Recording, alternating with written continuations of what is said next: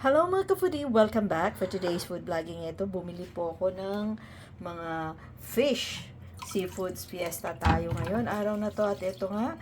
Ito, masarap tong ipaksiw guys. Okay, pangat. At meron tayong tilapia. Ayan, ginataang tilapia ako. At the same time, meron din sugpo. Ayan. At ang favorite ni Makmak na puset. Ayan. Talagang seafoods ngayon araw na to. Bumili na rin ako to guys. Pambansang gulay ng mga Chino. Ayan. At meron din akong alugbati. Ayan, alugbati. Siyempre, bumili na rin ako ng talong, kalamansi, sile. Ayan. At ito, ang ihahalo ko sa ginataang tilapia, pechay. Meron din akong nabiling guys, sigarilyas. Ayan.